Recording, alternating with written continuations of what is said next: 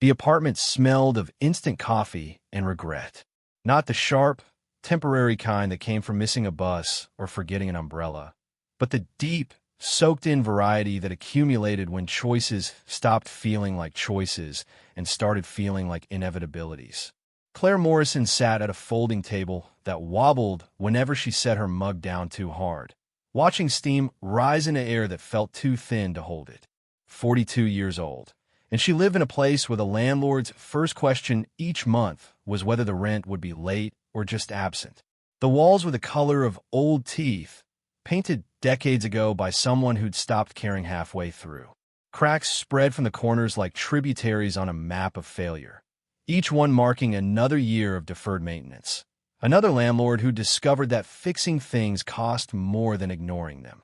Her daughter, Mia, slept in the bedroom, which was generous language for a space barely large enough to contain a mattress and a dresser with drawers that no longer closed properly. The girl was 14, old enough to understand their situation without needing it explained, young enough to still hope it might somehow improve.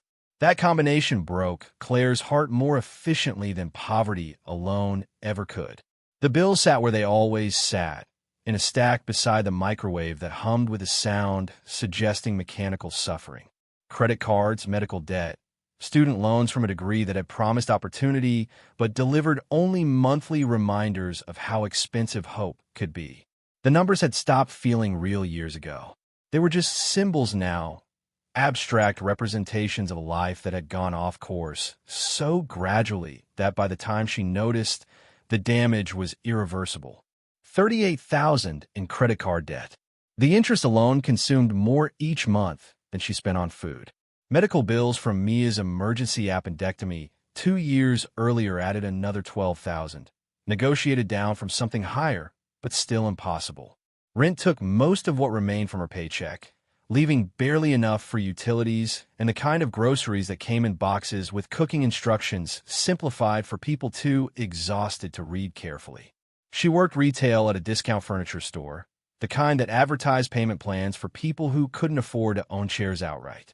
Her job involved arranging displays that suggested rooms people might want to live in, using furniture that would fall apart within a year of purchase. The irony was not lost on her. She spent her days staging aspirational poverty for customers whose situations mirrored her own. The manager, a man named Derek who wore ties that never quite matched his shirts, had recently informed her that hours would be reduced. Not eliminated, just reduced. Enough to maintain the fiction that she was employed, not enough to prevent the slow slide toward homelessness that felt less like possibility and more like schedule.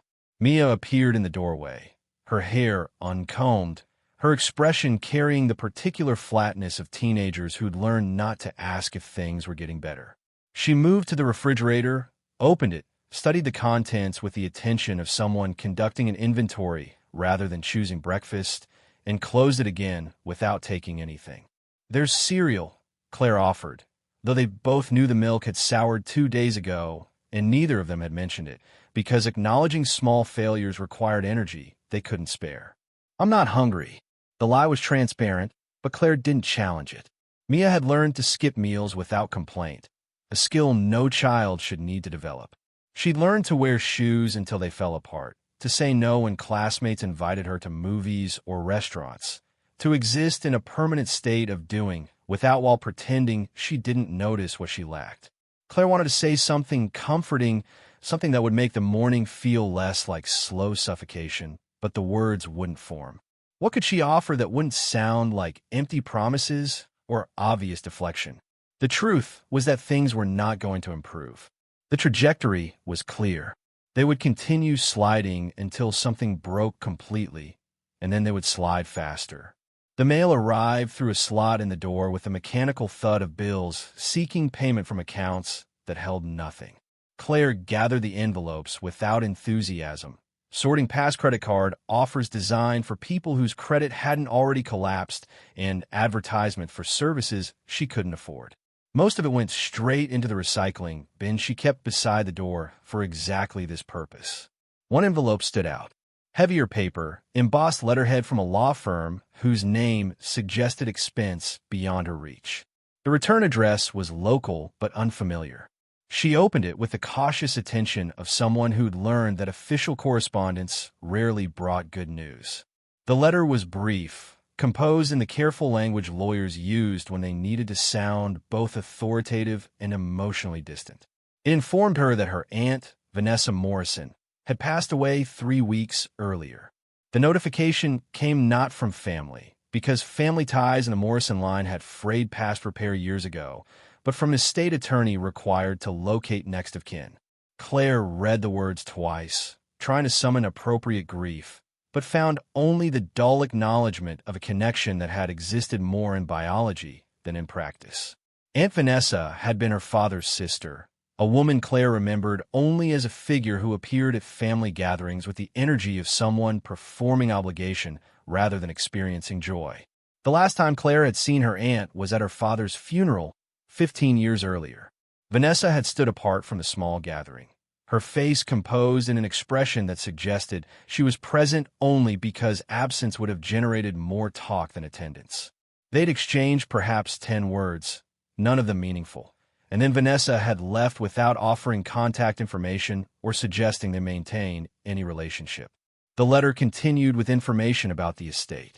Due to the absence of a will and a lack of other surviving relatives, Claire was being notified as the primary heir.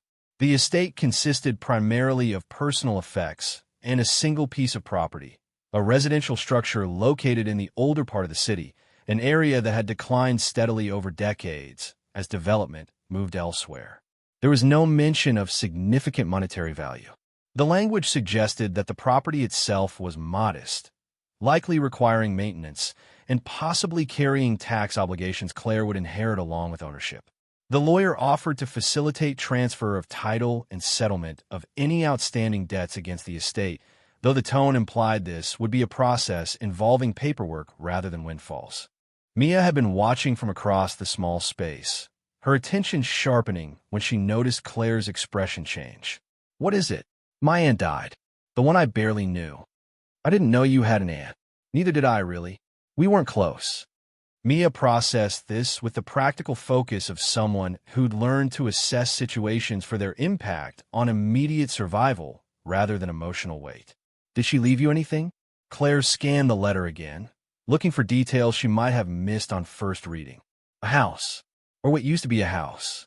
Probably a wreck by now." The words came out more bitter than she'd intended, colored by the automatic assumption that anything she inherited would be damaged or burdensome. Good things didn't happen to people in her situation. Windfalls were stories other people told about luck that always seemed to favor those who needed it least. Still, the mention of property created a small spark of something she didn't want to name yet. Not hope, because hope required more optimism than she could afford, but possibility. Even a wreck could be sold. Even a damaged house sitting on a piece of land might have value to someone willing to buy it as is and handle the problems themselves. She called the number listed at the bottom of the letter. A receptionist answered with the polished efficiency of someone trained to handle grief-adjacent conversations without becoming emotionally involved. Claire was transferred to the attorney, a man named Gerald Hastings, whose voice carried the measured calm of someone who dealt with death professionally and had learned to treat it as paperwork rather than tragedy. "Miss Morrison, thank you for calling. I understand this news comes as a surprise. I hadn't spoken to my aunt in 15 years. That's not uncommon. Estate notifications often reconnect people who'd lost touch." Claire appreciated that he didn't pretend Vanessa's death should devastate her, or that their lack of relationship was tragic rather than simply factual. The letter mentioned a house. "Yes, a single-family residence in the Hillcrest district. Your aunt lived there for approximately 40 years. The name of the neighborhood meant something to Claire, though the association was vague. Hillcrest had once been solidly middle class, the kind of area where factory workers bought homes and raised families.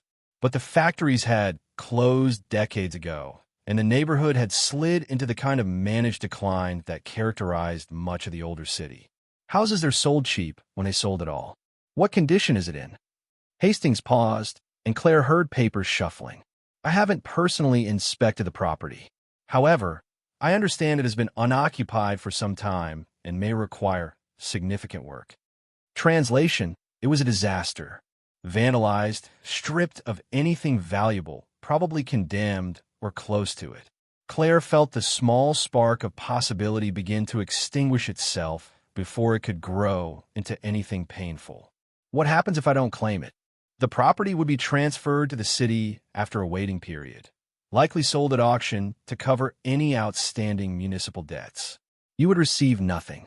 And if I do claim it, you inherit full ownership, including responsibility for any taxes, liens, or code violations currently attached to the property. I should mention that there is a small outstanding property tax balance, roughly $1,800, but that can be settled from your aunt's remaining assets. Beyond that, the estate is relatively clean. $1,800 in back taxes. Claire almost laughed. That was more than she had in her checking account, more than she could save in 6 months, even if everything went perfectly, which nothing ever did. The universe had a sense of humor after all. How much would I need to pay to take ownership? Nothing initially. The transfer can be processed through probate.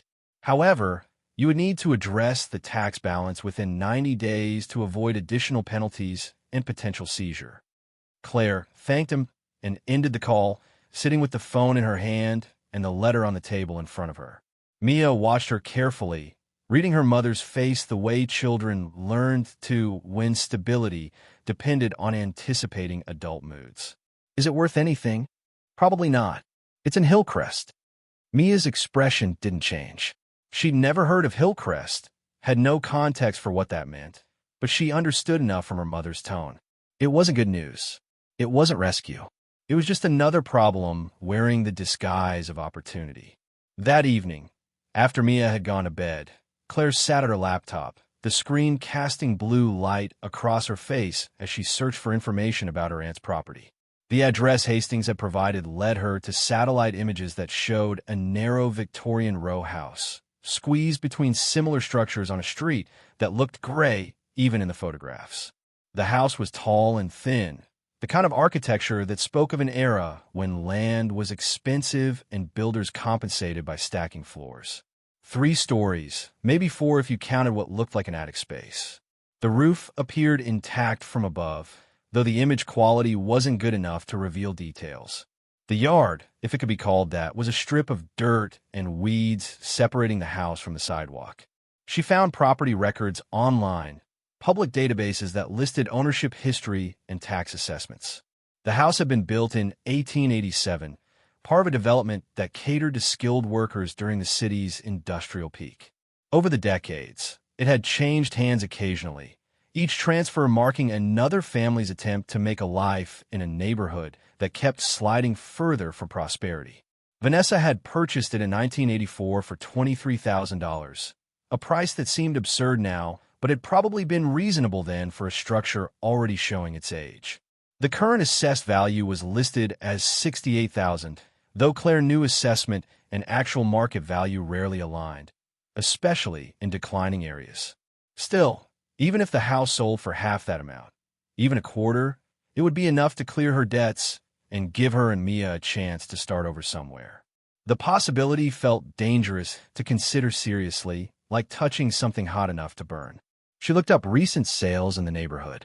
Most properties moved for well below assessment, often purchased by investors who converted them into rentals or left them vacant as long-term holds against hypothetical future development. A few had sold to individuals, people presumably desperate or optimistic enough to believe Hillcrest might eventually recover. One listing caught her attention. A house 2 blocks from her aunt's address had sold 6 months earlier for $12,000. The listing described it as a fixer-upper with great bones, real estate language for a structure that was barely habitable but hadn't yet collapsed completely. The buyer had been an LLC, probably a landlord looking to extract rent from tenants who had nowhere else to go. $12,000. The number felt both impossibly large and insultingly small. Large because it was money she didn't have and couldn't imagine having.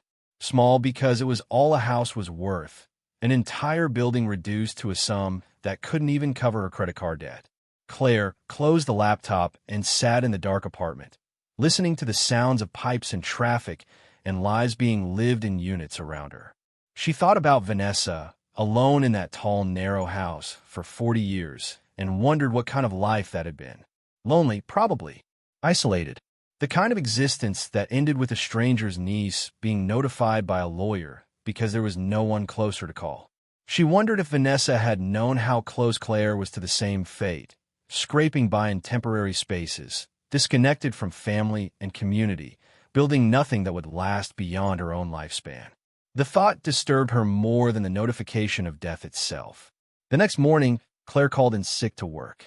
She couldn't afford to miss a shift, but she also couldn't afford to pass up even the faint possibility that the house represented.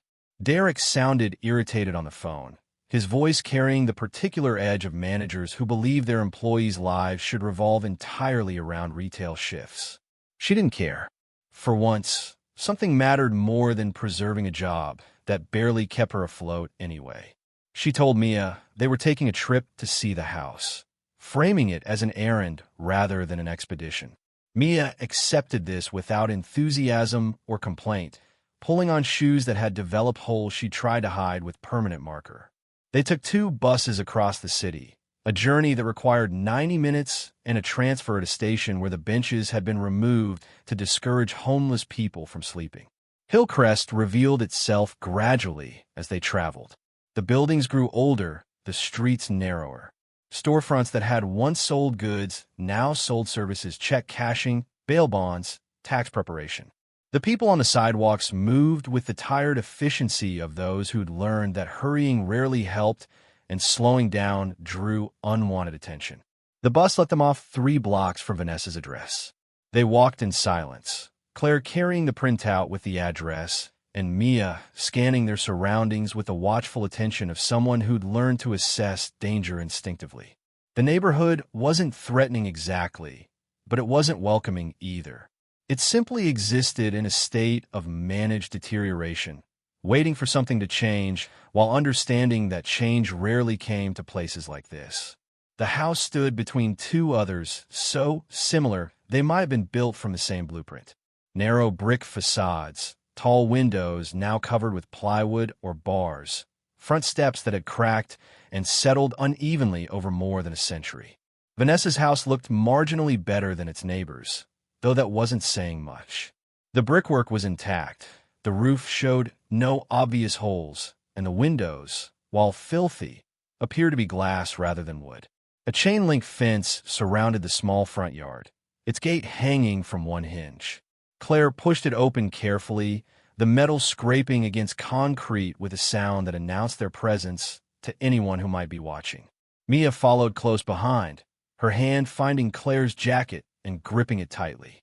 The front door was solid wood, scarred and weathered but still standing. A lockbox hung from the handle, the kind real estate agents used. Hastings had mentioned he'd arranged for one to be installed and had given Claire the combination over the phone.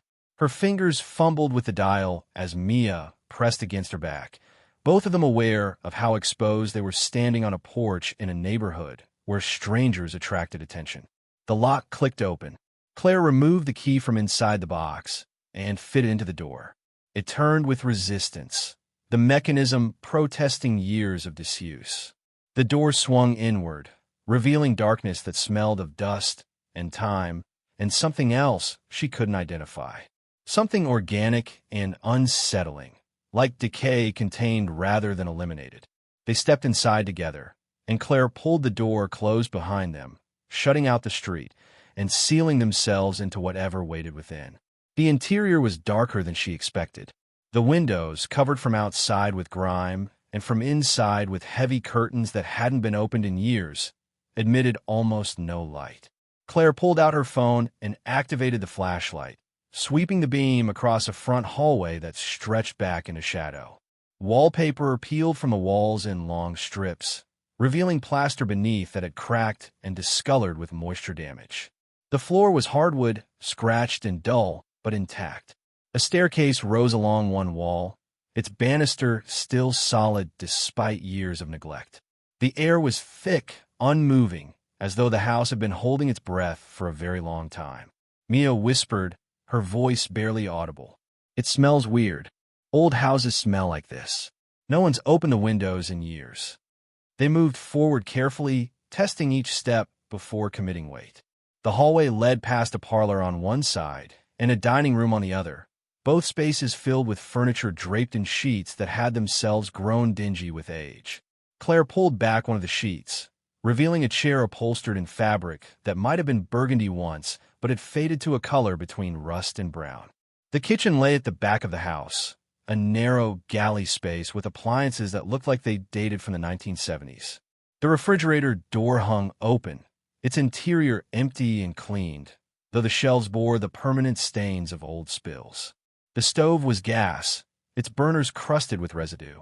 A small table sat against one wall, two chairs tucked beneath it, as though Vanessa had eaten her meals there alone for 4 decades. Claire opened cabinets, finding dishes stacked neatly, cups arranged by size, utensils sorted in drawers.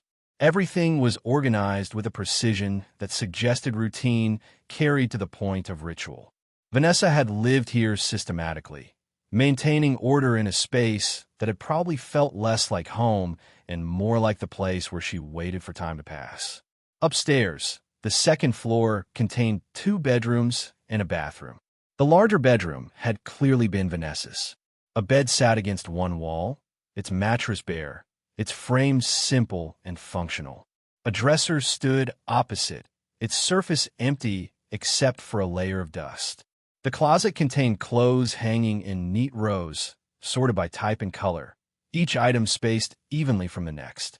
Mia opened one of the dresser drawers and found it full of folded sweaters, each one arranged with the same careful precision as everything else in the house. She was really organized. She was alone. When you're alone, you control what you can. The second bedroom appeared unused, furnished with only a single bed and an empty bookshelf. The bathroom was small but clean, its fixtures old but functional. Claire turned on the faucet experimentally, and after a moment of groaning pipes, brown water sputtered out, gradually clearing as the system purged itself of rust. The third floor was smaller, a converted attic space divided into 2 rooms. One appeared to have been used for storage, filled with boxes stacked carefully and labeled in handwriting that had remained steady even in old age. The other room was completely empty except for a single piece of furniture pushed against the far wall.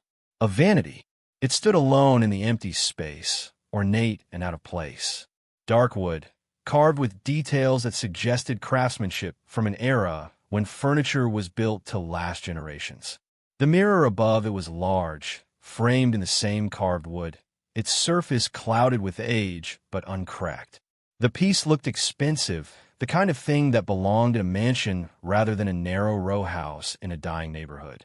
Mia approached it slowly, drawn by its obvious quality. Why would she keep this up here all by itself? I don't know. Claire moved closer, studying the vanity's construction. It had 3 drawers, each one fitted with brass pulls that had tarnished to dark green. The top surface was marble, veined with gray and surprisingly intact given the age of everything around it. She ran her hand along the wood, feeling carvings that depicted flowers and vines intertwined with a complexity that must have required weeks of labor. The vanity felt wrong somehow. Not dangerous, but displaced, as though it didn't belong in this house and never had. Claire couldn't explain the feeling, only acknowledge it. She tried to open the top drawer, but it resisted. Not locked, just swollen with age and moisture. She pulled harder, and it gave way suddenly, revealing an interior lined with faded velvet. Empty. The second drawer opened more easily, also empty. The third stuck like the first, requiring force to overcome decades of settled wood. When it finally slid open, Claire found herself looking at emptiness once again. Whatever the vanity had once held was long gone, removed or never there to begin with. Mia studied the mirror, her reflection distorted slightly by imperfections in the old glass. It's really pretty. Why didn't she keep it downstairs? Maybe she didn't want people to see it. What people? You said she lived alone. The question hung in the air without answer. Claire turned away from the vanity, uncomfortable with how much attention they were giving it. The house needed to be assessed, not admired. They needed to determine whether it could be sold, whether anyone would want it, whether the narrow structure carried enough value to justify the effort of claiming it. They spent another hour exploring, checking for obvious damage, testing systems that might need repair. The house was old and neglected, but structurally it seemed sound. The roof didn't leak. The foundation appeared solid. The electrical panel was ancient, but hadn't burned down yet. These were low standards, but they mattered when determining whether a property was worth salvaging or should simply be abandoned. As they prepared to leave, Claire took one last look around the third floor. The Vanity sat where they'd found it, solitary and strangely dignified despite the decay surrounding it. On impulse, she photographed it with her phone, thinking she might research its value later. Antique furniture sometimes sold for surprising amounts, and if the Vanity could be removed and sold separately, it might cover the tax debt or at least make a dent in it. They locked the house behind them and walked back to the bus stop, both of them quieter than they'd been on the way there. Mia seemed lost in thought, processing what she'd seen. Claire's mind was already moving through calculations, weighing options, measuring the distance between where they were and where they needed to be. That evening, after Mia had gone to bed, Claire called Hastings again. "I saw the house, and it's not as bad as I expected. If I accept ownership, how long do I have before I need to make decisions about it?" "The probate process will take approximately 60 days. After that, the property is yours to do with as you wish. However, as I mentioned, the tax issue requires attention within 90 days of transfer." "Can I sell it during probate?" "Technically, no, but you can certainly begin exploring your options, speaking with potential buyers, getting appraisals. Once the transfer is complete, you can move forward immediately." Claire thanked him and ended the call. She spent the next several hours researching online, looking at real estate sites, reading about quick sales and as-is purchases. The information overwhelmed her, each article using language she didn't fully understand, each option presenting complications she hadn't anticipated. She found a real estate investor who specialized in buying distressed properties. His website promised fast closings, no repairs required, cash offers within 24 hours. The testimonials all followed the same pattern. People in desperate situations, grateful to be rescued from burdens they couldn't handle. The before and after photos showed houses transformed from wrecks into rentals, though the website didn't mention what happened to the sellers after they walked away from property that might have held value if they'd had the resources to wait. Claire composed an email carefully, describing the house and her situation without revealing how desperate she actually was. She mentioned the location, the structure's age, and her need for a quick sale. She sent it before she could reconsider, then sat staring at the screen, waiting for a response that would probably disappoint her. It came within an hour. The investor's name was Marcus Chun, and his email was friendly without being warm, professional without being distant. He expressed interest in the property, mentioned that Hillcrest was an area he'd been watching, and suggested they meet at the house to discuss terms.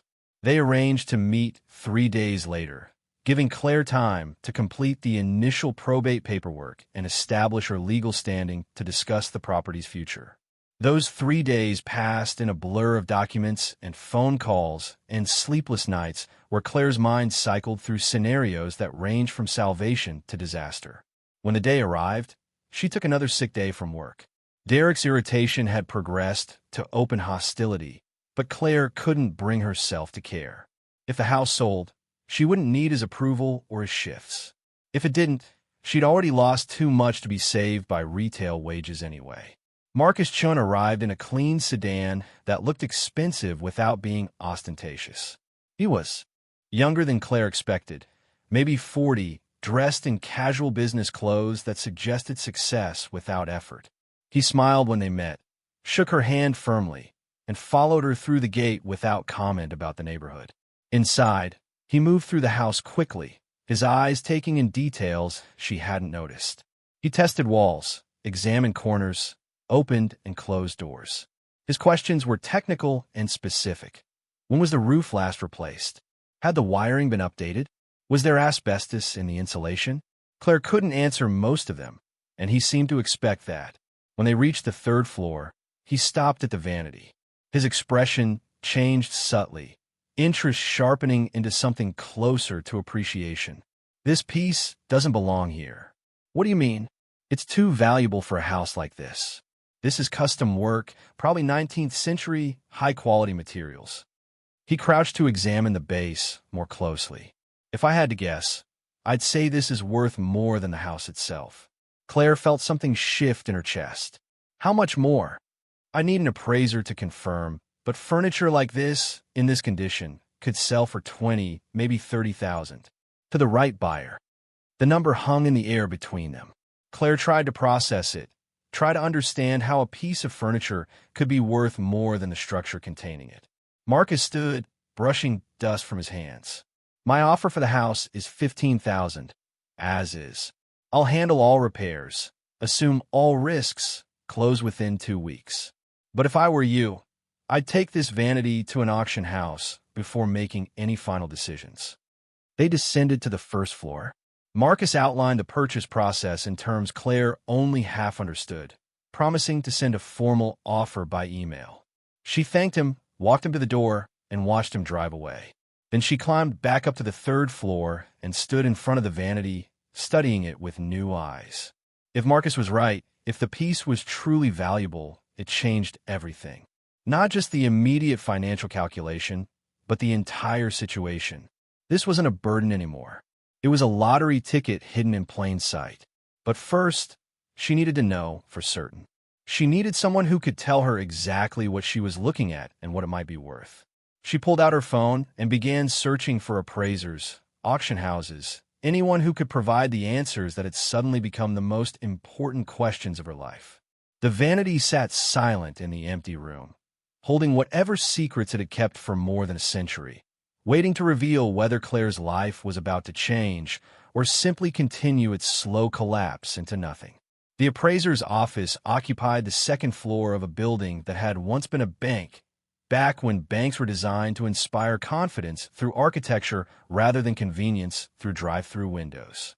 Stone columns flanked the entrance, their surfaces darkened by decades of exhaust and weather.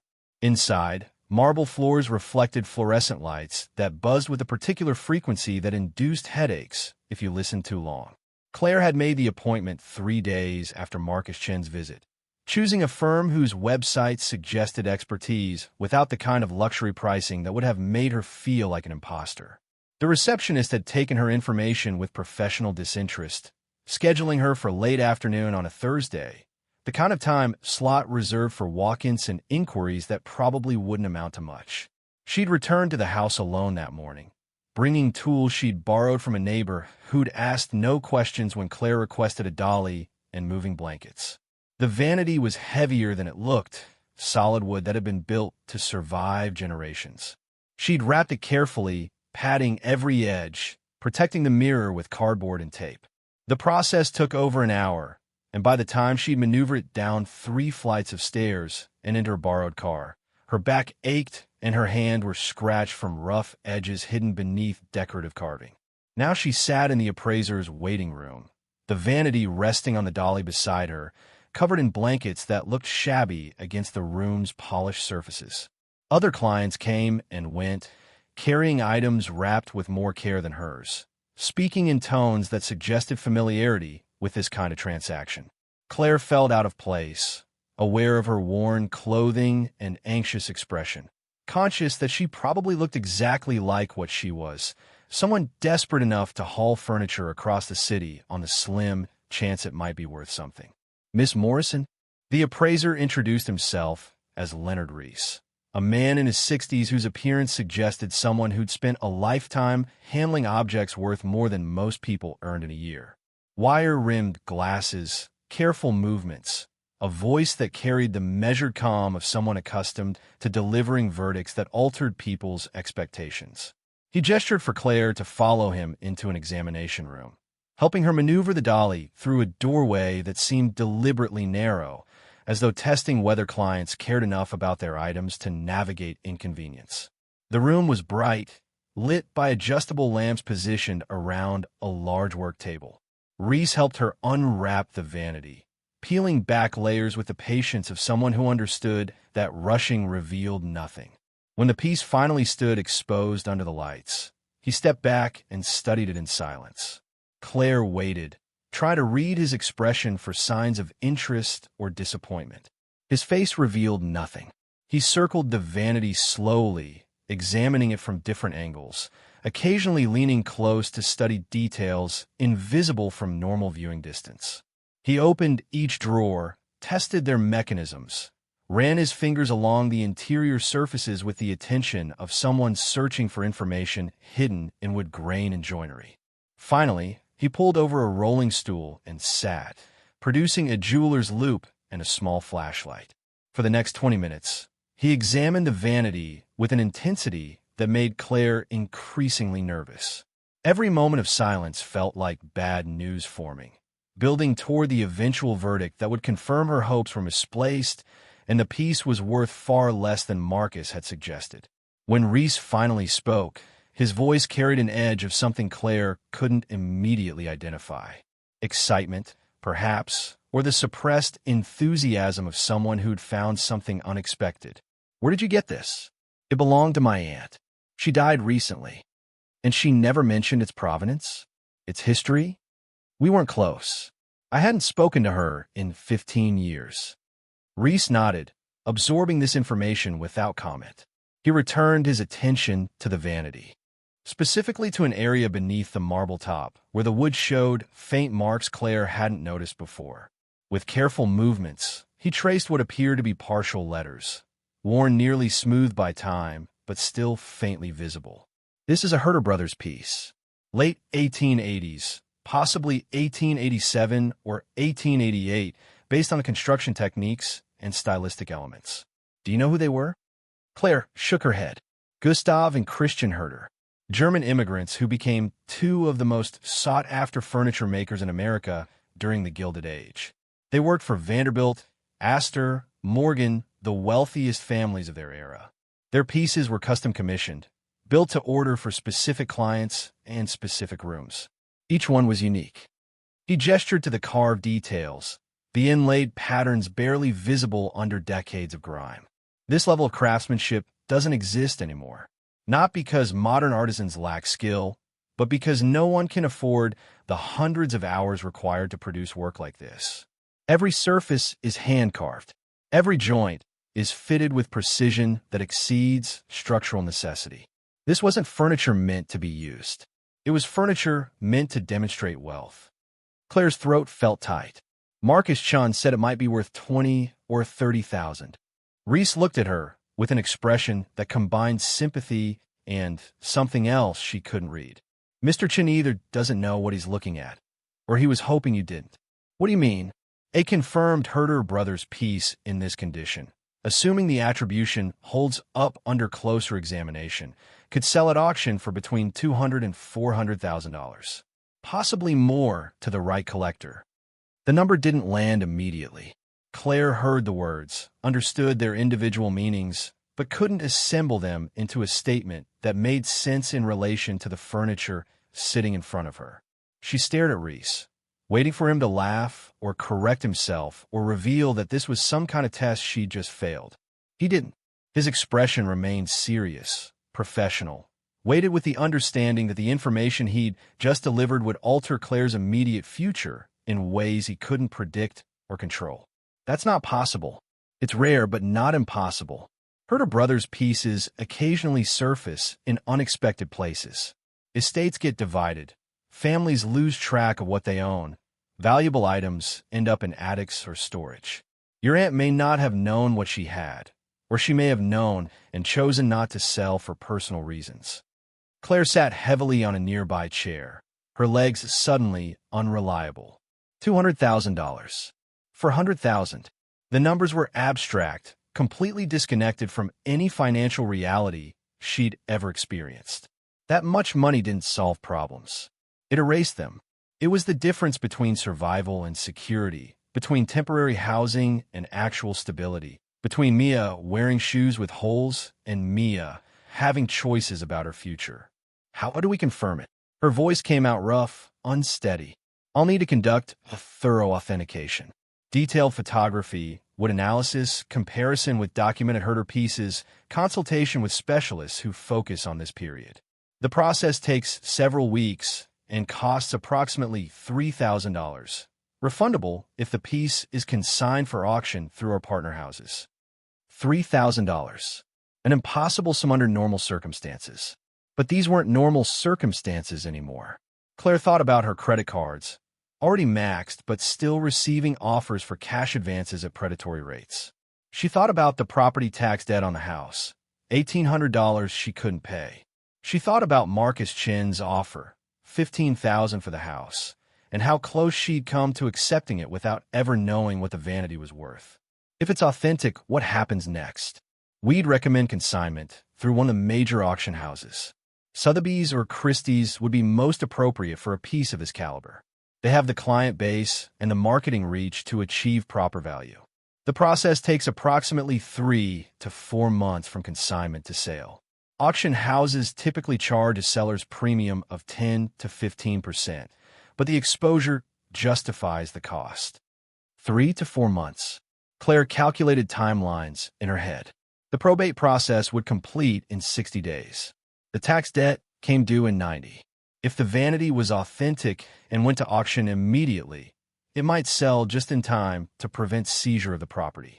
Might. Too many variables, too many opportunities for delay or complication. What if I needed to sell faster? Reese's expression shifted slightly, sympathy giving way to something more guarded. Private sales can be arranged, but they typically yield significantly lower prices. Collectors who buy privately do so because they can negotiate favorable terms. You might receive half of auction value, possibly less if the buyer senses urgency. Claire understood what he wasn't saying directly. Desperation cost money. The more quickly she needed to sell, the more leverage she surrendered. Buyers could smell financial pressure the way predators sensed wounded prey. They'd offer what they knew she couldn't refuse, not what the piece was actually worth. I need to think about this. Of course. However, I should mention that if the attribution is correct, this represents a significant find. Herder Brothers pieces of this quality rarely come to market. The last comparable vanity sold at Christie's in 2019 for $375,000. The market for Gilded Age furniture has only strengthened since then. He provided her with documentation, preliminary assessments written in language that hedged appropriately while conveying clear professional opinion.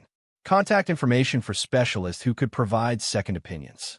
Timeline estimates for various approaches to sale.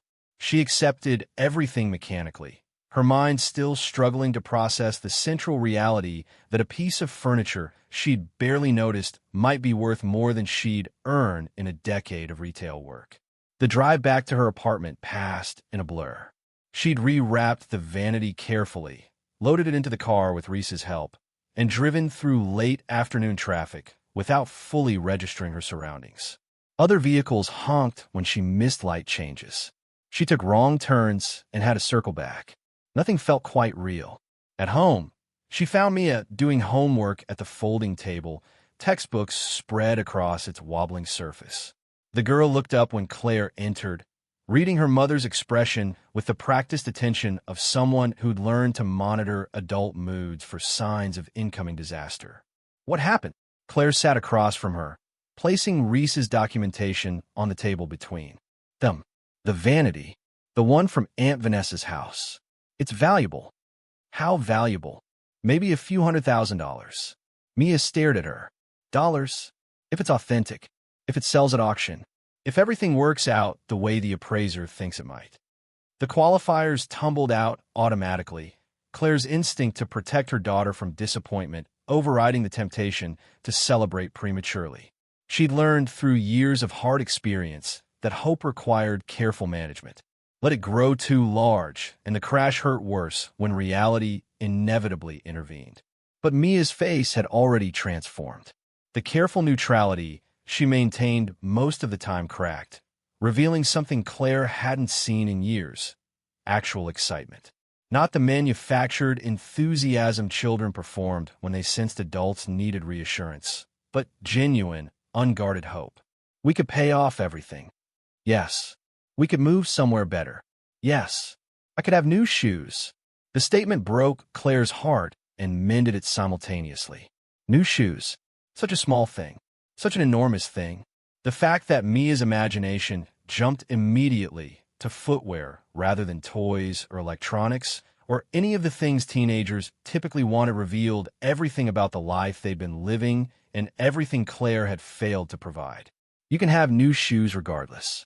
But yes, if this works out, you can have new shoes and a lot more besides. They sat together in the small apartment that had never felt like home, surrounded by furniture that belonged to the landlord and bills that belonged to them. And for the first time in longer than Claire could remember, the future looked like something other than a slow-motion catastrophe they were both watching unfold with increasing helplessness. That night, after Mia had gone to bed, Claire spread Reese's documentation across the table and began reading carefully. Technical descriptions of joinery techniques, detailed photographs highlighting specific details, comparative analysis with documented Herder Brothers pieces from museum collections and previous auctions. The language was dense, written for specialists rather than laypeople, but the conclusion emerged clearly enough through the professional hedging. Reese believed the Vanity was genuine, and his belief appeared to rest on substantial evidence. She researched the Herder Brothers online, finding images of their work in museum collections and design archives. The aesthetic was consistent. Elaborate carving, rich materials, craftsmanship that elevated furniture beyond utility into something approaching art. Many pieces had histories attached, stories of the families who'd commissioned them and the rooms they'd originally occupied. These weren't items that circulated freely through normal markets. They moved between wealthy collectors, museums, and occasionally appeared at major auctions where they commanded prices that made headlines. Claire tried to imagine how her aunt had acquired such a piece. Vanessa had never shown signs of wealth. She'd lived in a narrow row house in a declining neighborhood, worked as a clerk in a department store until retirement, and died alone without leaving evidence of a life beyond routine and solitude. Where would someone like that encounter furniture commissioned by Gilded Age millionaires? She searched for Vanessa's name in connection with antiques or auctions, finding nothing. She looked for Morrison family history, discovering only the same sparse information she already knew. Working-class roots, no notable wealth, several generations employed in factories or service jobs. Nothing that explained how a Herder Brothers Vanity ended up in an attic in Hillcrest. The mystery bothered her, not because it affected the Vanity's value, but because it suggested her aunt had lived with secrets. The possibility that Vanessa had known what she owned but chosen never to sell raised uncomfortable questions. Had she been attached to it sentimentally? Had she been waiting for the right moment? Or had she simply not trusted that anything valuable she possessed would remain hers if others knew about it? Claire understood that last possibility intimately. Poverty taught vigilance. You learn not to display anything worth taking, not to admit to having anything worth wanting. Maybe Vanessa had hidden the Vanity in the attic for the same reason Claire now hesitated to tell anyone beyond Mia what she'd discovered. Visibility created vulnerability. Over the next several days, Claire moved through her daily routine in a state of distracted semi-presence. She showed up for shifts at the furniture store, arranged displays, processed transactions, and interacted with customers, all while her mind circled endlessly around the Vanity and what it represented.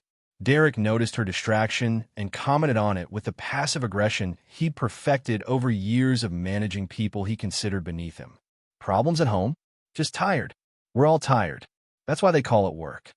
She didn't respond, unwilling to engage with his philosophy of employment as mutual suffering. In a few weeks, if everything proceeded as Reese suggested it might, she'd never have to tolerate Derek's management style again. The thought sustained her through shifts that felt longer than usual, each hour dragging as though time itself had slowed in response to her impatience. She called Hastings to update him on the situation, explaining carefully that the estate might contain more value than initially assessed. His response was measured, professionally neutral, but she detected approval in his tone. Discoveries like this were rare enough to be interesting even to attorneys who dealt with estates routinely. This could complicate probate slightly. If the vanity is worth what the appraiser suggests, we'll need to adjust estate valuation and potentially notify any creditors who might have claims. Are there creditors? Only the city for the property taxes. But at the valuation you're describing, that debt becomes trivial rather than threatening. I'll file amended documentation. The timeline shouldn't change significantly. Claire felt relief at the confirmation that nothing would derail the process. She'd half expected Hastings to reveal some legal complication that would prevent her from claiming the vanity, some obscure regulation that prioritized creditors or tax authorities or distant relatives who'd suddenly materialize, claiming closer connection to Vanessa than Claire could prove. Instead, the process moved forward smoothly. Paperwork accumulated. Signatures were collected. Official stamps appeared on documents that transformed speculation into legal fact. The house, and everything in it, was gradually becoming hers in ways that no one could later dispute. She authorized Reese to proceed with full authentication, providing credit card information for the $3,000 fee with a fatalism that came from understanding she was either making the best investment of her life or compounding her debt in ways that would haunt her for years.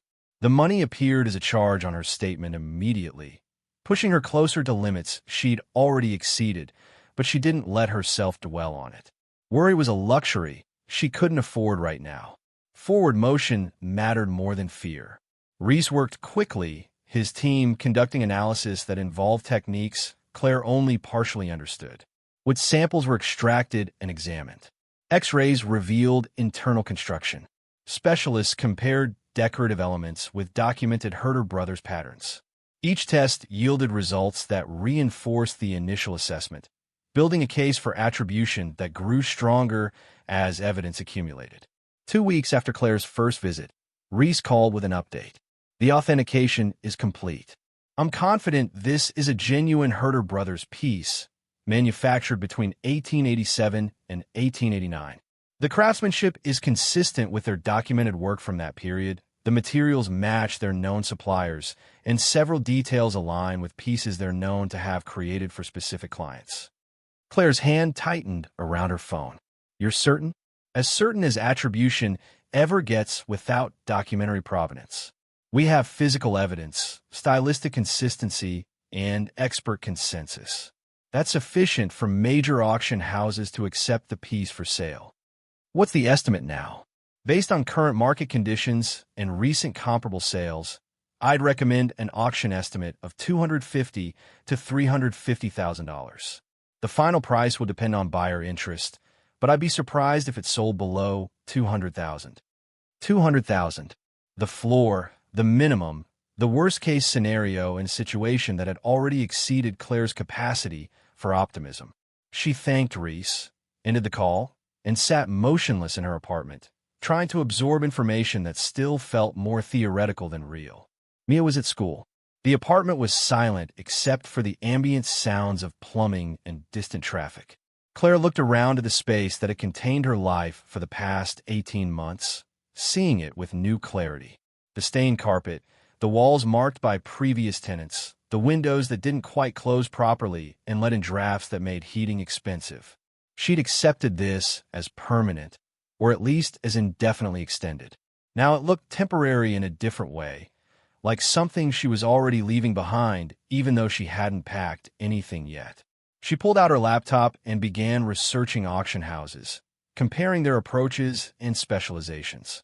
Reese had recommended several, providing contact information and suggesting she speak with specialists in American decorative arts. She composed emails carefully, describing the vanity and the authentication results, requesting information about consignment terms and auction timelines. Responses came within hours, some within minutes. The major houses moved quickly when significant pieces entered play. Each replied with professional enthusiasm barely contained beneath formal language, expressing interest in reviewing documentation and discussing representation. The attention felt surreal. These were institutions that handled art worth millions, estates of the wealthy and famous, collections that attracted international buyers. and they wanted to talk to her about a piece of furniture from her aunt's attic. She scheduled calls with representatives from 3 houses, spreading them across 2 days to give herself time to process information and compare approaches. The conversations followed similar patterns: careful assessment of the piece's significance, explanation of auction procedures, discussion of estimates and reserves, and marketing strategies. Each specialist emphasized their house's unique strengths, their client relationships, their track record with Gilded Age furniture. Claire listened carefully, taking notes, asking questions that revealed her inexperience, but also her determination to understand what she was agreeing to. The specialist responded with a courtesy that felt genuine rather than performed, perhaps recognizing that significant finds often came from unexpected sources and that treating consignors with respect served long-term business interests. By the end of the second day, Claire had narrowed her choice to Christie's.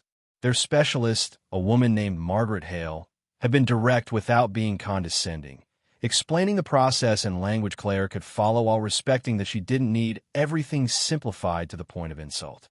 The auction timeline worked best: consignment in 2 weeks, auction in 12 weeks, settlement within 30 days of sale. Fast enough to address the tax debt before it became critical, slow enough to allow proper marketing to serious collectors. Margaret had outlined the approach they'd take: full-page catalog illustration, featured placement in their American Furniture and Decorative Arts auction, targeted outreach to collectors known to pursue Herter Brothers pieces, pre-auction viewing where serious buyers could examine the Vanity in person. The process was designed to maximize visibility and competition, pushing the final price as high as market conditions allowed. Based on authentication and current market dynamics, I'd recommend an estimate of $275,000 to $375,000, with a reserve of $250,000. That protects you from the piece selling too low while still attracting serious bidding. Claire agreed to everything, signing consignment agreements and authorizing Christie's to move forward. The Vanity would be shipped to their New York facility within the week, photographed and cataloged, and eventually displayed for potential buyers whose wealth exceeded Claire's capacity to imagine. After finalizing arrangements, she sat with her phone in her hand and her thoughts moving too quickly to organize clearly. This was happening. The Vanity was real. The value was confirmed. In less than 4 months, she'd receive payment that would eliminate her debts, secure stable housing, and provide a buffer against the financial precarity that had defined her adult life. The realization should have brought relief, even joy. Instead, she felt something more complicated: anxiety mixed with disbelief, hope contaminated by the fear that something would still go wrong. She'd lived too long under conditions where good news arrived as prelude to disappointment. The pattern was too ingrained to break, just because circumstances had suddenly shifted in her favor. She told Mia that evening, explaining the timeline and what it would mean if everything proceeded as planned. Her daughter listened with an expression that cycled through excitement and caution, mirroring Claire's own complicated response. When will we know for sure? After the auction, when the money arrives. What if no one bids? They will. The auction house doesn't take pieces they don't think will sell. But what if? Then we're exactly where we are now. No worse off. The lie was gentle, meant to protect Mia from anxiety that served no purpose. In truth, they'd be worse off. The authentication had cost $3,000 Claire didn't have. The probate process had consumed time and attention she should have devoted to finding additional work. Most significantly, she'd allowed herself to hope, and hope created a baseline against which disappointment measured itself more sharply. But she couldn't share that calculation with Mia. The girl was 14, already carrying too much awareness of their precarious situation. Adding the weight of Claire's fear would serve no one. Over the following weeks, life took on a strange quality of suspension.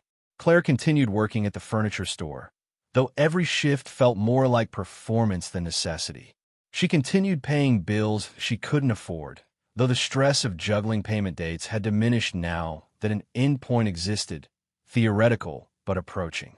She continued living in the small apartment, though she'd begun researching other neighborhoods, places where schools were better and crime rates lower, and the buildings didn't smell like things had died inside the walls. The Vanity shipped to New York without incident.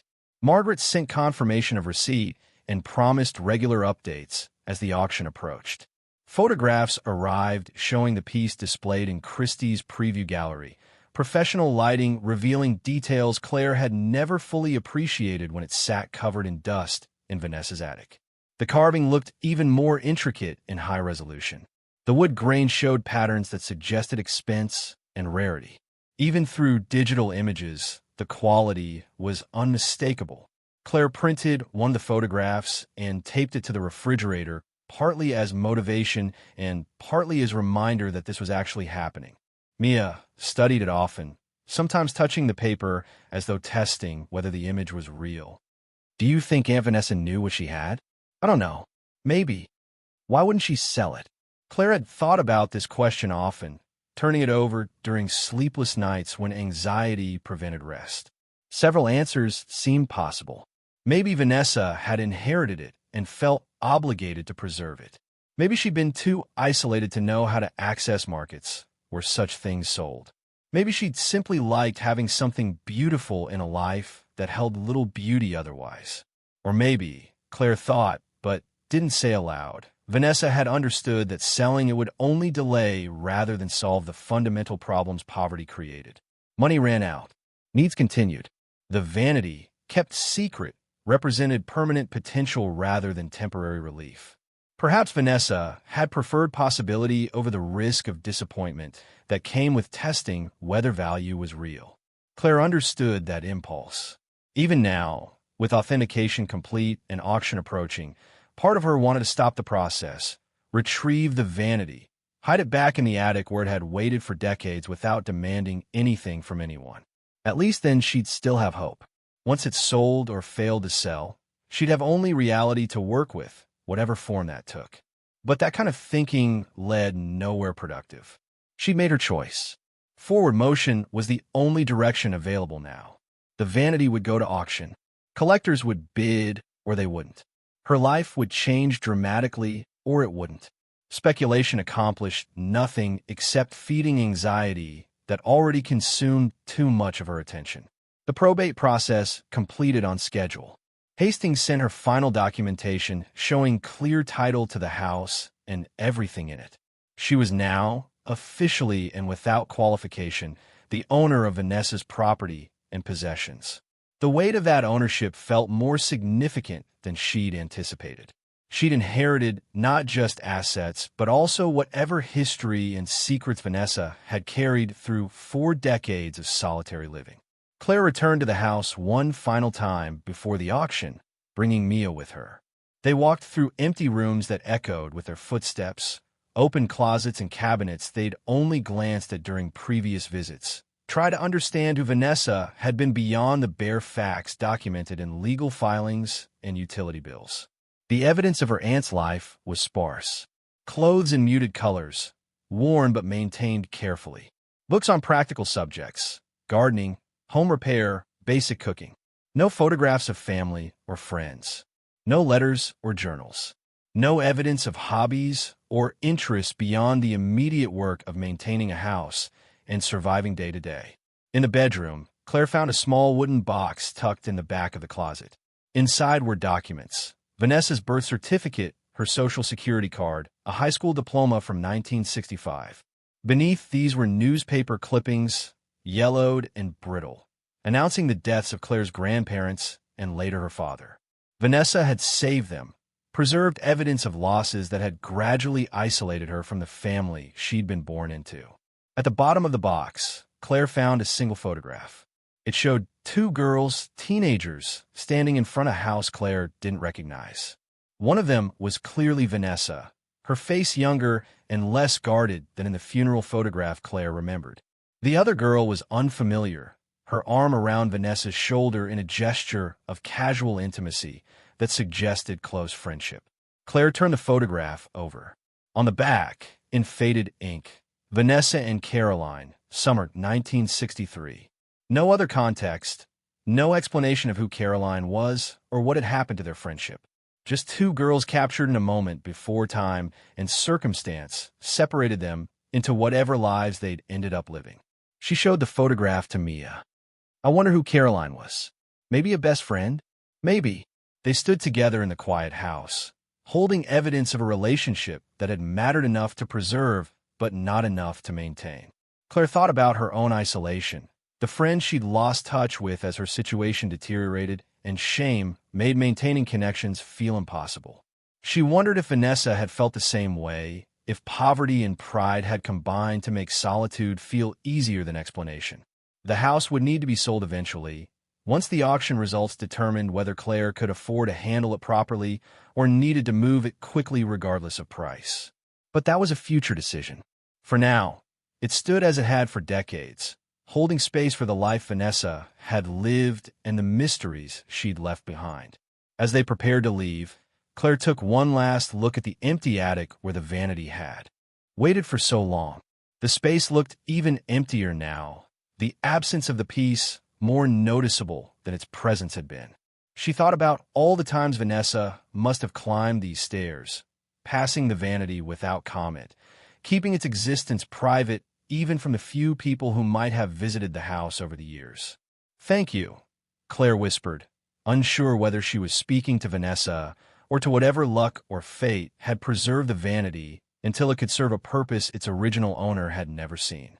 They locked the house behind them and drove back across the city as afternoon light faded toward evening. The auction was 3 weeks away.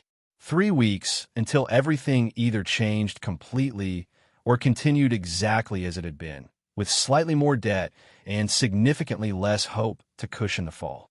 Claire pushed the thought aside and focused on driving, on the immediate task of navigating traffic and avoiding potholes and getting them both home safely. The future would arrive regardless of how much she worried about it. For now, all she could do was wait and try not to let anticipation consume the present she was still living in.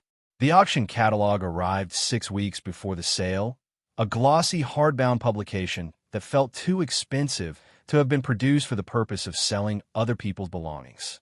Claire opened it carefully, paging through photographs of furniture, paintings, sculptures, and decorative objects that represented wealth she couldn't contextualize. Each item was accompanied by detailed descriptions, provenance when available, and estimates that range from thousands to millions of dollars.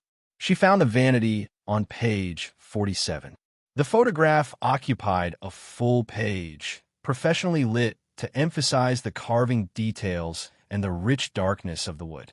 The marble top gleamed under studio lighting, its gray veining dramatic against the polished surface. The mirror reflected nothing in the controlled environment where it had been photographed, creating an image that looked almost ethereal, as though the piece existed outside normal space and time. The description ran to 3 paragraphs, written in the careful language auction houses used to convey significance without hyperbole. It identified the Vanity as an exceptional example of Herder Brothers craftsmanship, circa 1887 to 1889, constructed from rosewood with marble top and beveled mirror glass. The text detailed specific design elements that linked it to documented Herder commissions, noting the quality of carving and the rarity of pieces from this particular period in the workshop's history. The estimate appeared at the bottom, $275,000 to $375,000. Mia read over Claire's shoulder, her finger tracing the numbers as though physical contact might make them more real. "That's our Vanity. It was. Now it belongs to whoever bids highest." What if no one does? Claire had asked Margaret Hale the same question during one of their regular check-ins. The answer had been technically reassuring, but emotionally unsatisfying. If bidding didn't reach the reserve price of $250,000, the lot would be passed, meaning it wouldn't sell. Christie's would then work with Claire to either lower the reserve for a future auction or pursue private sale to interested collectors who'd viewed the piece but hadn't wanted to compete publicly. Neither option sounded ideal. The reserve existed to protect Claire from the Vanity selling too cheaply, but it also created the possibility that it wouldn't sell at all. She'd be left with an authenticated but unsold piece of furniture, having spent $3,000 on verification and several months in suspended animation, waiting for resolution that never arrived. She didn't share these anxieties with Mia. Instead, she said, "Christie's is confident it'll sell. They wouldn't have accepted it otherwise." The catalog included information about preview exhibitions where potential buyers could examine lots in person before committing to bids. The Vanity would be on display in New York for 2 weeks prior to auction, allowing serious collectors to verify condition, assess quality, and make the kind of detailed inspections that determined whether they'd participate in bidding. Claire couldn't attend the previews herself. The cost of travel to New York, even for a single day, exceeded what she could justify spending when the auction's outcome remained uncertain. Instead, she followed updates from Margaret, who reported steady traffic through the exhibition space and multiple inquiries from collectors known to pursue high-quality American furniture. Several serious prospects have examined the piece. "I'm very optimistic about auction day." Optimism felt dangerous to Claire. She'd learned not to trust it, not to invest emotionally in outcomes that existed primarily as possibilities rather than certainties. Yet she couldn't quite suppress the hope that built as the auction approached. The numbers were too large, the implications too significant. If the Vanity sold even at the low estimate, it would transform not just her immediate circumstances, but her entire relationship with security and possibility. She began making contingency plans, researching carefully to avoid the trap of spending money before she had it. She identified apartments in better neighborhoods, noting rental requirements and deposit amounts. She calculated what she'd need to eliminate all debts, including the student loans that had been in forbearance for so long she'd almost forgotten they existed. She estimated what remained after clearing obligations, trying to determine whether it would be enough to justify quitting retail work and pursuing training that might lead to better employment. The calculations varied depending on final sale price, but even the most conservative scenarios suggested possibilities Claire had stopped allowing herself to imagine. Stability, margin for error, the ability to make choices based on what was best rather than what was barely affordable. Mia noticed the change in her mother's demeanor. Claire moved with slightly more energy, spoke with fractionally less exhaustion, displayed moments of something approaching lightness that had been absent for years. The girl didn't comment on it directly, but Claire caught her watching sometimes, studying her mother's face as though trying to determine whether the transformation was real or temporary. Work became increasingly difficult to tolerate. Derek's management style, which Claire had endured through necessity, now felt actively unbearable. His comments about her performance, his passive-aggressive reminders about punctuality and customer service standards, his general assumption that retail employees existed to absorb whatever frustration he needed to discharge. All of it grated against her awareness that this situation was temporary if the auction succeeded. She began mentally composing her resignation letter, testing different phrasings during slow shifts when customers were sparse and the hours dragged. She imagined Derek's face when she quit without offering 2 weeks' notice or apologetic explanations. The fantasy sustained her through interactions that might otherwise have broken what remained of her professional composure. 3 weeks before the auction, Morrison called. Claire hadn't spoken to him since his initial visit to evaluate the house. His offer of $15,000 had been polite but unmemorable, a baseline that established what the property might fetch from investors who specialized in distressed sales. She'd thanked him, said she'd consider it, and then effectively forgotten about him as the Vanity consumed all her attention. Now his voice on the phone carried a different quality. Not quite aggressive, but insistent in ways his earlier approach had avoided. "Miss Morrison, I wanted to follow up on the property. My offer still stands, though I need to close quickly if you're interested. I appreciate that, but I'm not ready to make decisions about the house yet. I understand you've consigned a piece of furniture for auction. The Vanity from the 3rd floor." The statement landed like cold water. Claire felt her chest tighten, awareness sharpening into something approaching alarm. "What do you know about that?" "Christie's catalogs are public. Auction previews are open to anyone interested in attending. I happened to see the piece listed and recognized it from my visit to your aunt's house." The explanation was reasonable, even logical. Auction catalogs were indeed public documents, distributed widely to attract maximum buyer attention. Yet something about Chen's tone suggested more than casual interest. He'd sought out information deliberately, tracking what Claire was doing with property he'd already evaluated and made an offer on. The vanity doesn't affect the house sale. They're separate decisions. Of course, though I'd argue that selling a valuable piece separately before addressing the property itself represents a missed opportunity for comprehensive estate resolution. Have you considered what happens if the auction doesn't meet expectations? Christie's is confident it will. Auction houses are always confident. It's part of how they attract consignments. But confidence doesn't guarantee results. Markets shift. Buyer interest fluctuates. Estimates are educated guesses, not binding commitments. Claire felt her jaw tighten. What's your point, Mr. Chun? Simply that you might want to secure certain outcomes before gambling others on auction results. My offer on the house represents immediate certainty. The vanity represents eventual possibility. Combining them into a comprehensive package could serve your interests better than fragmenting the estate into separate transactions with separate timelines and separate risks. You're suggesting I sell you both the house and the vanity.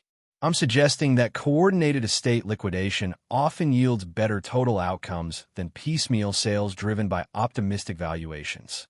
The language was careful, professional, designed to sound like advice rather than pressure. But Claire heard the underlying message clearly enough. Chun wanted the vanity, had probably wanted it from the moment he'd seen it during his initial visit. His offer on the house had been tactical, establishing a relationship that might eventually give him access to the more valuable piece. The vanity is consigned. The agreement is signed. I'm not withdrawing it from auction. Christie's charges significant premiums. Seller's commission, insurance, shipping, photography. The costs add up quickly, often consuming 15 to 20% of final hammer price. A private sale eliminates those expenses entirely. It also eliminates competitive bidding. Only if you believe the estimate will hold. But estimates are ceilings, not floors. The reserve protects you from selling too low, but it doesn't guarantee you'll sell at all. Chun let the statement hang, giving Claire time to absorb implications he didn't need to spell out explicitly. She understood the dynamics well enough. If the vanity passed at auction, she'd be in a weaker negotiating position. Chun could then offer a private sale at a price below estimate, framing it as rescue from a failed auction rather than opportunistic lowballing. I appreciate your interest, Mr. Chun, but I'm committed to the auction process. Understand. However, if circumstances change, or if you'd like to discuss alternatives before auction day, my offer remains available. I can move very quickly when motivated. The call ended with professional courtesies that fell hollow. Claire sat holding her phone, anger and anxiety competing for dominance. Chen's contact felt predatory. Time to create doubt precisely when her confidence was most vulnerable. The auction was weeks away, close enough to feel imminent, but far enough that anything could still go wrong. She called Margaret Hale immediately, explaining the conversation and asking whether Chen's concerns had any validity. Margaret's response was measured but firm. Private sales always pitch certainty versus the supposed risk of auction. What they don't mention is that certainty comes at substantial discount. Based on preview interest and the quality of the piece, I'm very confident we'll exceed the low estimate, possibly significantly. But it's not guaranteed. Nothing is guaranteed. However, the vanity has attracted serious attention from multiple collectors who specialize in Herter Brothers' work. Several have already requested condition reports. One has asked about provenance documentation beyond what's in the catalog. These are signals of genuine intent, not casual browsing. The reassurance helped, though it didn't eliminate the anxiety Chen's call had deliberately cultivated. Claire spent the evening researching him more thoroughly, discovering that his investment company specialized in acquiring estate properties quickly and reselling them after minimal improvement. The business model depended on buying low from desperate sellers and flipping to less desperate buyers at margins that justified the speed and convenience offered.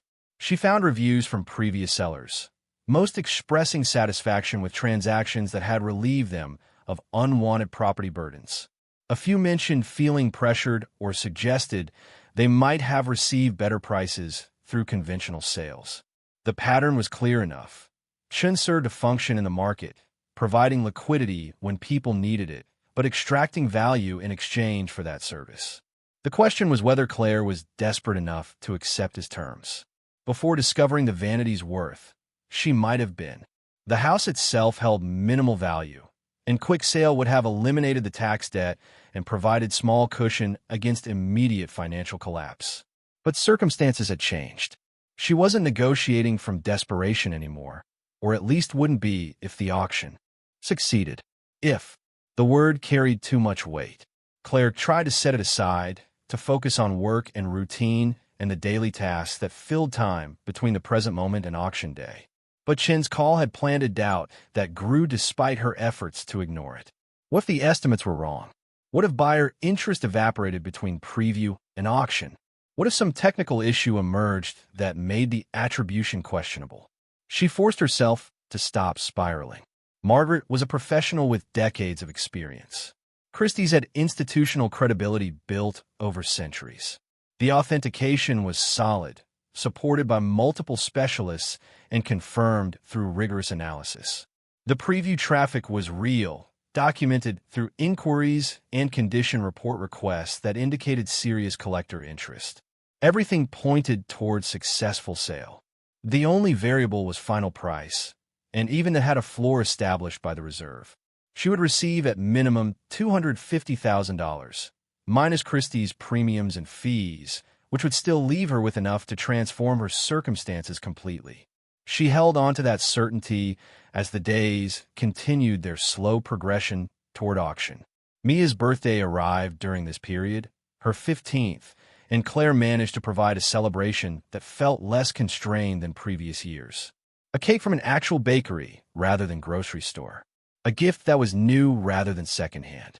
A dinner at a restaurant that didn't advertise value menus or unlimited breadsticks as primary attractions.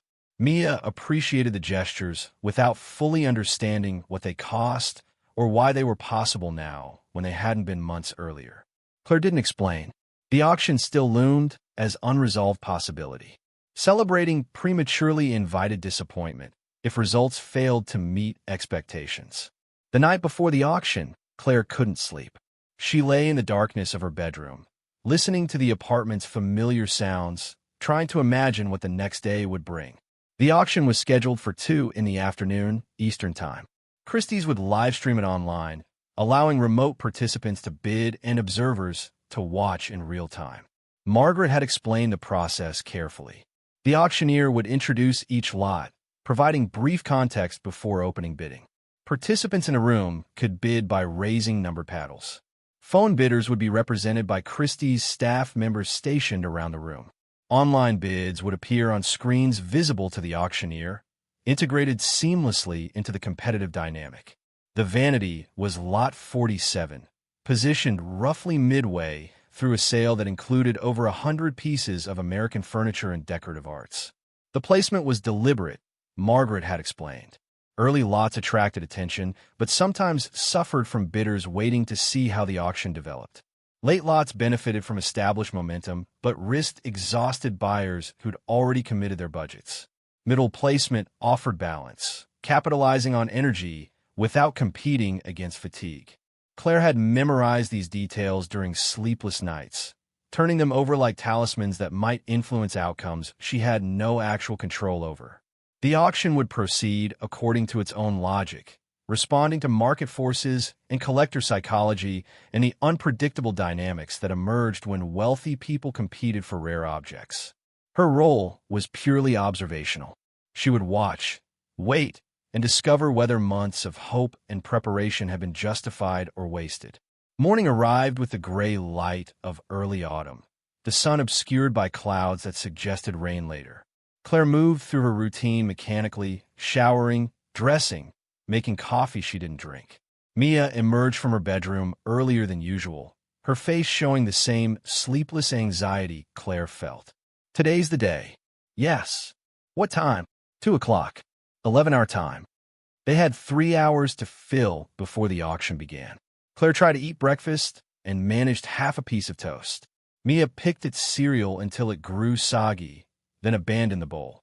Neither of them could focus on anything beyond the approaching event that would determine their immediate future.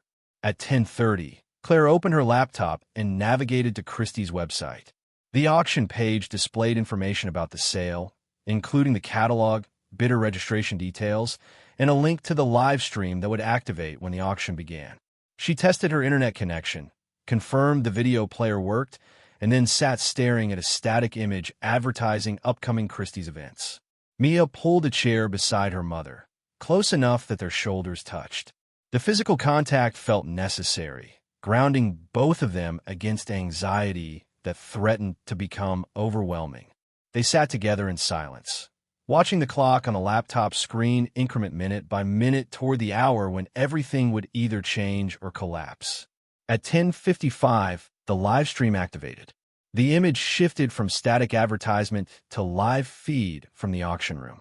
Claire found herself looking at a space that resembled a small theater, rows of seats facing a podium where the auctioneer would stand.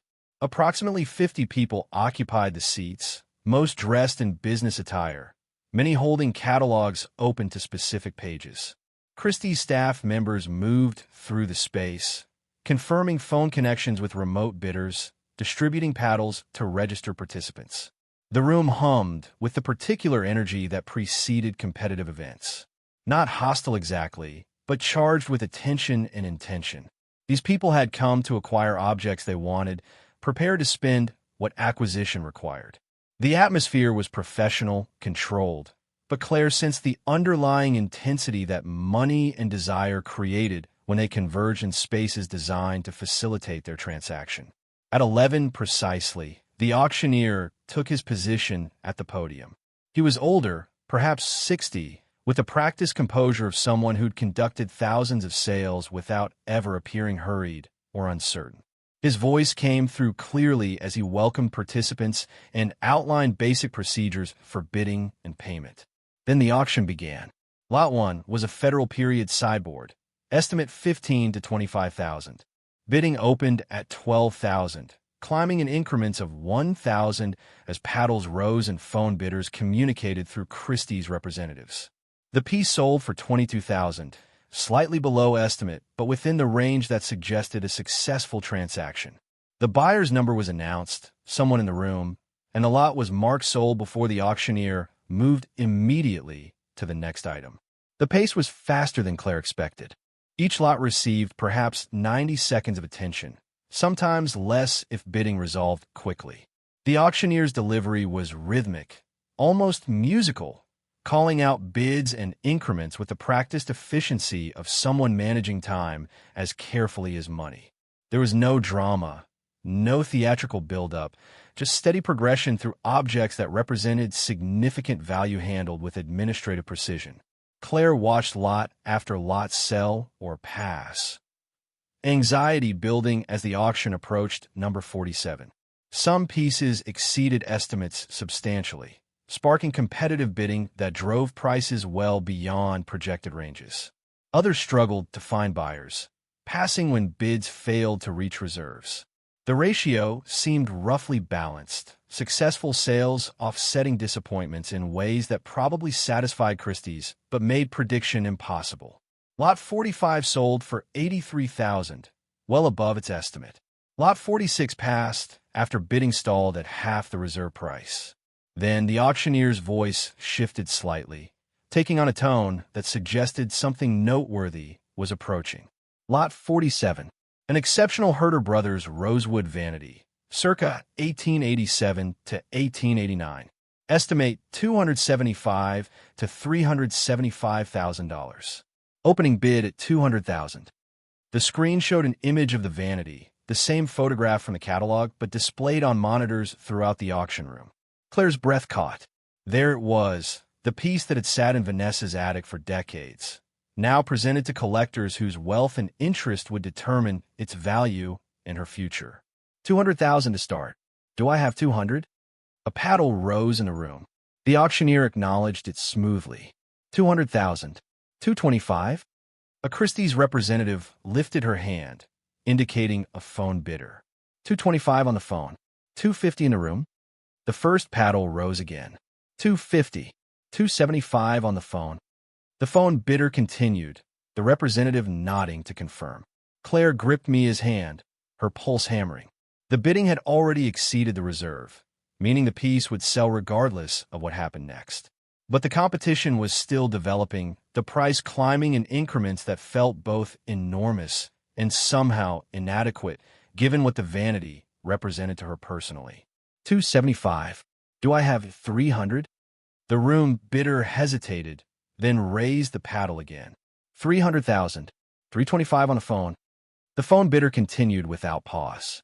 $325. $350 in the room? The room bidder shook their head, withdrawing from competition. The auctioneer shifted attention fully to the phone bidder. $325 on the phone. Do I have $350 anywhere? Silence.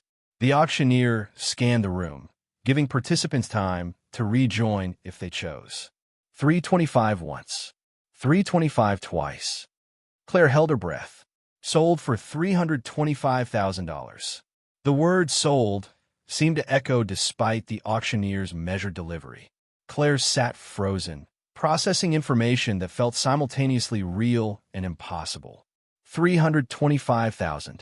The Vanity had exceeded its high estimate, selling to a phone bidder who'd competed persistently against determined room opposition.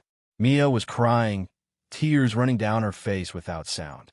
Claire realized she was crying too, the release of months of tension and hope and fear manifesting as physical response she couldn't control or contain. They held each other in the small apartment while the auction continued on the laptop screen, the auctioneer already moving to lot 48 with the same professional efficiency he'd brought to every previous item. Margaret called 30 minutes later, her voice carrying satisfaction that professional restraint couldn't quite suppress. Exceptional result. The phone bidder is a private collector who's been pursuing authenticated herder pieces for years. He bid aggressively because he understood the quality and new competition would be significant. Claire's voice was unsteady. When do I receive payment?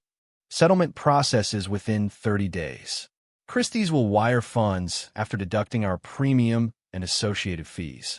Based on the hammer price of $325,000, you should receive approximately $265,000 after all deductions. $265,000. The number exceeded Claire's annual salary by a factor of 6. It was more money than she'd earned in the past 5 years combined. It was transformation rendered in currency, problems eliminated, possibilities created, a future that looked fundamentally different than the trajectory she'd been following before discovering Vanessa's secret. Thank you, Claire managed, for everything. You're very welcome. Congratulations, Miss Morrison. Discoveries like this are rare. I'm glad we could achieve a result that reflects the piece's true significance. After the call ended, Claire sat with Mia on the couch that had come with the apartment, both of them too overwhelmed to speak coherently. The laptop remained open, the auction continuing without them, other people's treasures being bought and sold while theirs had already found its buyer and secured its price. Eventually, Mia spoke. What happens now? Claire thought about the question carefully. What had happened now? The immediate answer involved practical steps, waiting for payment, planning debt elimination, researching housing options, possibly quitting her job if the numbers supported walking away from employment that had provided barely enough to survive on. But beneath those logistics lay something larger. She'd been given an opportunity to restart, to make different choices than the ones that had led to accumulating debt and diminishing possibilities. The money itself was finite. Spend it unwisely, and she'd end up exactly where she'd started, just with a brief interlude of solvency between periods of struggle. We make better choices than I made before. We clear the debts. We move somewhere safe. We build something stable instead of just surviving day to day. And I get new shoes? Claire laughed, the sound startling her with its unfamiliarity. Yes, you get new shoes and anything else you need. The following weeks passed in a blur of activity. Claire received confirmation from Christie's that payment was processing, providing documentation she'd need for tax purposes and transfer authorizations for her bank account. The amount was specific down to the cent, $264,812 after all premiums and fees. She told no one beyond Mia about the sale. Derek noticed her improved mood and commented on it with his characteristic lack of grace, suggesting that whatever had been distracting her seemed to have resolved itself. She smiled without explaining, counting down days until payment arrived, and she could resign without depending on his approval or his scheduling flexibility. The money appeared in her account on a Tuesday morning, 31 days after the auction.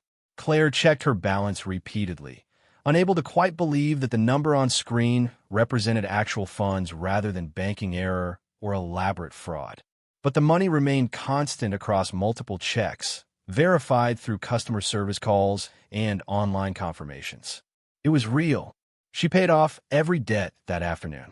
Credit cards first, watching balances that had defined her financial life for years drop to zero with single transactions. Medical bills next, eliminating obligations that had generated monthly payment plans she could never quite maintain. Student loans followed, clearing debt from an education that had promised mobility but delivered mainly regret. By evening, she owed nothing. The sensation was so unfamiliar it felt almost uncomfortable, like removing weight she'd carried so long her body had adapted to its presence.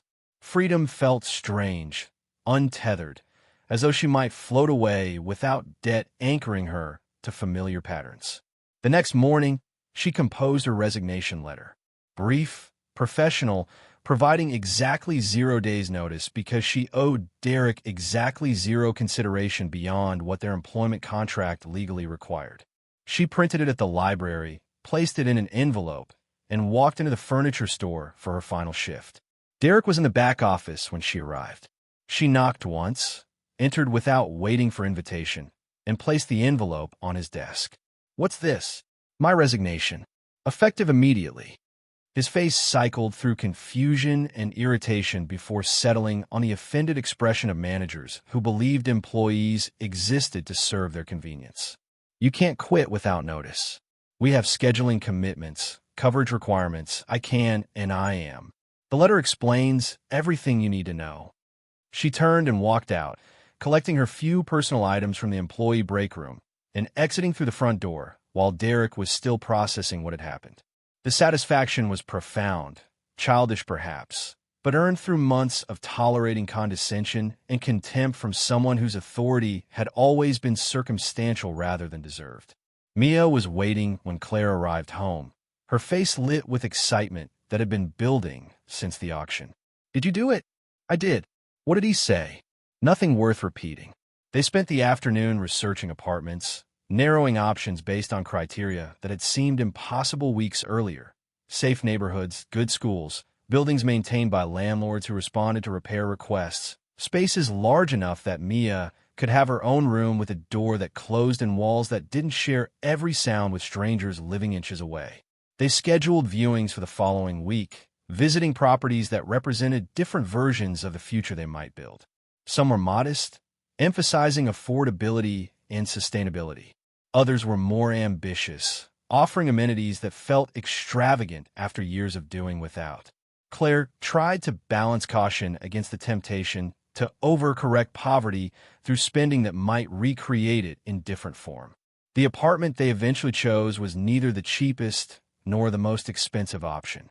2 bedrooms, updated kitchen, natural light that made the space feel larger than its square footage suggested. The building was well maintained, the neighborhood quiet without being isolated, the school system ranked among the best in the city. The monthly rent was more than double what Claire had been paying, but still well within sustainable range given the cushion remaining after debt elimination. They moved within a month, hiring professionals rather than hauling boxes themselves across the city on buses and borrowed vehicles. The movers were efficient and careful, transporting their modest belongings in a single load that barely filled the truck. Claire watched them work, aware that she was paying people to do labor she would have performed herself out of necessity just months earlier. The new apartment felt enormous at first, the space overwhelming after years compressed into configurations designed for temporary rather than permanent living. Mia claimed her bedroom with reverence, arranging her few possessions with care that suggested she understood this was different from previous moves. This was home, not another temporary stop on a trajectory that kept sliding downward. Claire furnished the space gradually, buying quality pieces that would last rather than cheap alternatives that would need replacing. Each purchase felt significant, a statement that she was building something intended to endure. The furniture store experience had taught her to recognize construction quality, to distinguish between items designed for years versus months of use. She applied that knowledge carefully, investing in foundations that would support stability rather than requiring constant replacement.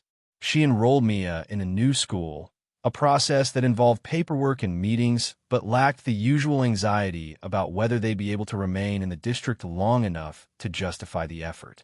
The administrators were professional, welcoming, accustomed to families who could afford to live in neighborhoods where schools received adequate funding. Mia would start after the winter break, giving her time to adjust to the new apartment before adding academic transition. In quiet moments, Claire thought about Vanessa. The aunt she'd barely known had left her more than furniture. She'd left possibility, intentional or not. The Vanity had waited in that attic for decades, valuable all along, but only meaningful once someone discovered it and understood what it represented.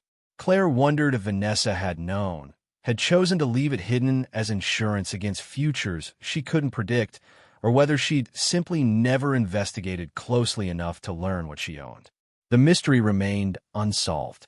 Claire had searched through the rest of Vanessa's belongings without finding explanation for how she'd acquired a Herder Brothers piece or why she'd kept it secret. No receipts, no provenance documents, no journals explaining acquisition or intention. Just the Vanity itself, alone in an empty room, waiting. She decided to sell the house. Marcus Chin's offer was rejected without consideration. Instead, Claire listed it through a conventional realtor who specialized in historic properties. The house needed work, significant investment to bring it to livable standard for buyers who weren't investors looking for cheap rentals. But the structure was sound. The neighborhood showed signs of potential development, and the property sold within 3 months for $62,000. Not life-changing money, but meaningful nonetheless.